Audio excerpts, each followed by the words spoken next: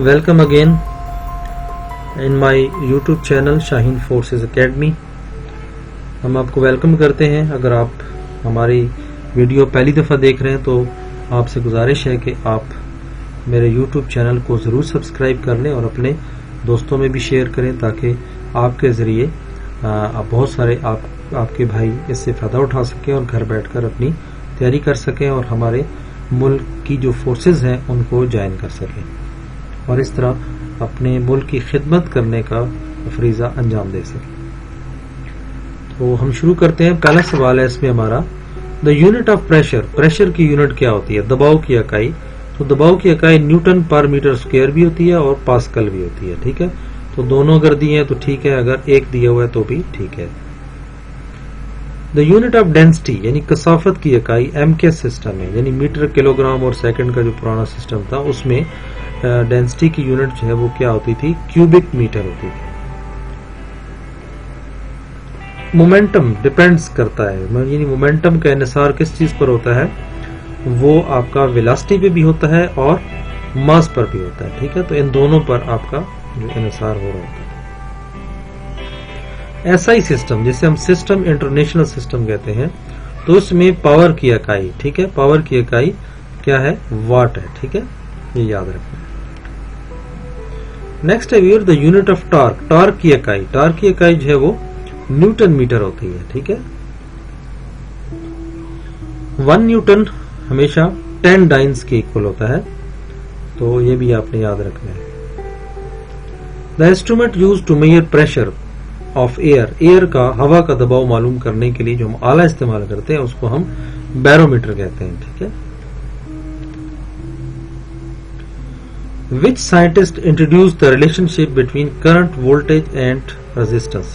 तो आपने एक इक्वेशन पढ़ी होगी V is equal to IR। तो ये किसने पेश किया था? ये ओह्म लॉ का कानून है, इसलिए यहाँ पे हम ओह्म लॉ का जवाब लिखेंगे। वोल्ट मीटर किस लिए इस्तेमाल होता है? वोल्ट मीटर जो है ये पोटेंशियल डिफरेंस या वोल्टेज मेजर करने के लिए काम आता है। ठीक है। Friction Fs is equal to mu R होता है, तो ये याद रखना है आपने। रगड़ के म्यार में Fs जो है वो म्यू आर की इक्वल होता है। यूनिट ऑफ चार्ज, चार्ज की जो इकाई है वो क्या होती है? तो चार्ज की इकाई कूलम होती है, तो इसको भी ध्यान में रखें। The relationship between stress and strain, stress और स्ट्रेन के दरमियान जो ताल्लुक है ये किसने इंट्रोड्यूस करवाया? तो ये आपका यंग मॉडुलस ने इंट्रोड्यूस करवाया। फोर्स ऑफ अट्रैक्शन या रिपल्शन किसी भी चार्ज बॉडीज के दरमियान वो डायरेक्टली प्रोपोर्शनल होती है to the product of their charges. ठीक है, तो ये हम पहले भी कर चुके हैं, लेकिन चलो आपका रिवाइज भी साथ साथ हो रहा है। बलून्स फ्लाई, बलून्स कहते हैं गुब्बारे। फ्लाइज इन एयर, हवा में उड़ते हैं, तो उसकी वजह क्या होती है कि उनमें लाइटनेस होती है, यानी उनकी वजह हल्कापन होता है। हल्के होते हैं तो वो उड़ जाते हैं। स्नो, बर्फ जिसे कहते हैं, फ्लोट्स, बर्फ तैर रही होती है ओवर वाटर, पानी के ऊपर, तो इट्स रीजन इज, इसकी वजह क्या होती है? इसकी वजह ये होती है कि लेस डेंसिटी होती है, इसकी वजह से वो ऊपर तैरना शुरू कर देती है। The process of distribution of light, light का तकसीम हो जाने का अमल 7 रंगों में, उस अमल को क्या कहते हैं? हम उसे डिस्पर्जन कहते हैं। ठीक है। The original length and increase in length, यानी जो अपनी ओरिजिनल लंबाई है और फिर कितनी तब्दीली हुई है उस दोनों को मिलाएंगे तो ये कौन सा कानून बनता है? ये हुक्स लॉ बनता है। यूनिट ऑफ वर्क, वर्क की इकाई क्या है? वर्क की इकाई जो है ये जूल है। टॉर्क जो है ये किस चीज के बराबर होता है? तो टॉर्क जो है ये Fd के बराबर होता है, जिसे हम फोर्स एंड डिस्प्लेसमेंट भी कहते हैं। लॉ ऑफ ग्रेविटेशन में फोर्स किस चीज के बराबर है?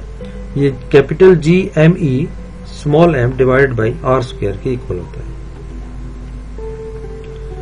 मास ऑफ अर्थ यानी m स्मॉल e किसकी इक्वल होता है? इसका formula G r square divided by capital G के इक्वल होता है, तो ये आपने फार्मूले भी याद रखने हैं।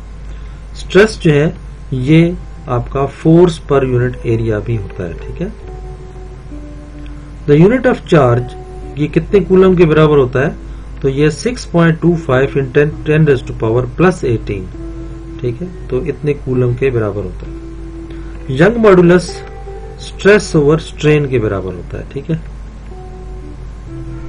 इलेक्ट्रॉन्स पे नेगेटिव चार्ज होते हैं और उसकी जो मास है वो कितनी होती है, वो 9.1 इंटू 10⁻⁻31।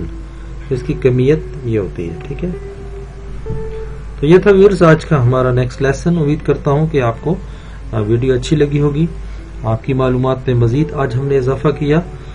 दुआ में याद रखिए। जज़ाकल्लाह, अल्लाह हाफिज।